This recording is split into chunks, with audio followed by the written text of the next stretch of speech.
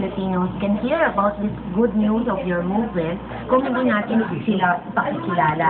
Yan na po, Kasi ma'am. quiet kayo, ayaw ninyong nami-media, di ba? Yes. Pero paano ma-inspire ang ating mga tao kung hindi natin i-broadcast? Yes, ma'am. Maraming salamat na nabigyan po ninyo kami ng pagkakataon na malaman, maibahagi namin ito kahit konti pa lamang.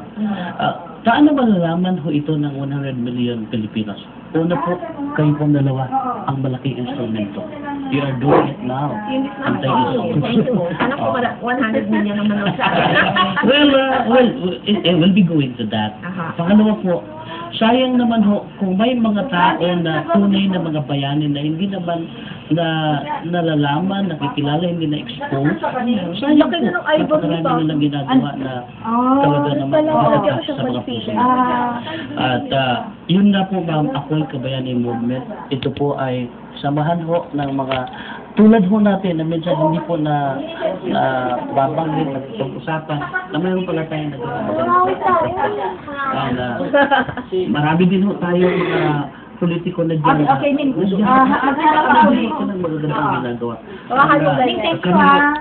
Amin hong meron i-connect. Ito pa ganyan. Baka mapindot na yun nga po lang, yan. mayroon ho Marami tayong rin talagang politiko na nag-excel sa kanilang trabaho, di ba? Pero marami rin na pinapatikos, pero mas marami siguro yung nakakagawa naman ng ay, mas maganda. marami po, Di ba? mas marami po ang nakakagawa ng maganda. Aha. The problem is sometimes kasi ang nature po natin, mas gusto natin pakinggan yung pangit. Yung negative. Pero lalabanan na ho natin yan, ma'am, by the two of you. With this program. Dapat positive thinking tayo. Yeah. Ano ba yung mga magagawa pa natin para matulungan yung bayan natin? Yan. Sige po. Una-una ho, lagi natin pag-usapan ang magandang nagagawa ng ating kapwa. Higit sa lahat. Nakakatulong talaga Yes, yan, ano? po, lagi Nakakabigay natin ng mga pag-usapan yan. positive mindset ang mga tao. Opo, kasi pag laging pinag-uusapan, kahit sa pagtulong, nadadala mo yung pagising, yun na naman naiisip mo. Yun po, personal para sa inyo yun di po ba? Kasi po kayo mismo, meron kayong mga projects na ginawa to benefit others. Yes, ma'am. Let's talk about that. Ilan po yung pinag-aaral kayong mga scholars? Ilan po bang scholars? Right now, meron akong humigit kumulang 70 na scholars. 70 scholars. Yes. All things are provided for. Ako yun. Limited po ba yung kanilang scholarship? Hindi po limited. Hanggang break. Hanggang Yes. Wow. Hanggang medyas po at saka paracetamol ay kailangan po natin ibigay yan because kung may sakit sila sa kanila sila pupunta. Anyway, dahil dyan sa ginagawa namin, nakaka-concentrate sila ang listening kasi pag hindi na bago ang laman nito, ma'am, Yes. kailanman hindi mo mabago ang kilos. At yun po ang focus ko.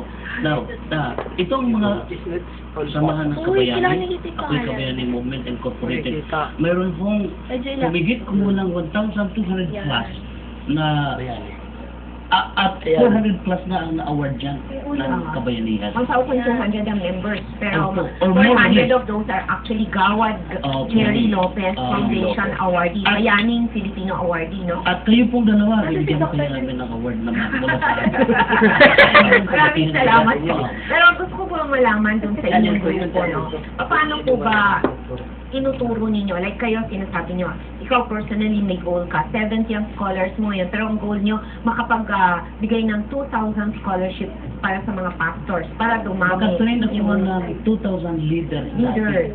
Pero ngayon, 3,000 na po ang pangarap. Oh, wow. Pangarap talaga yan, di ba? Paano po nila yung mga leaders? Yan, tinutukan ko po yun. Binibigyan ko po yan sila ng panahon. Kinakausap ko yung mga teachers o ako kasama.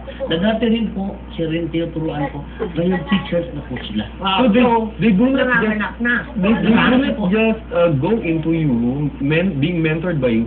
They actually earn a recognized degree. Tama po ba? Yes po, yes po. Yun. At yun po, meron po ba kayong turo sa kanila na everyday you have to do a good deed or paano po ba yung benefit, yung kanilang target, Yes no? po, Personal target. Unang-una, no? tinataliman mo ang mga isip po nila. Kasi kahit po maglatag ako ng program dyan, hindi po nila magagawa yan.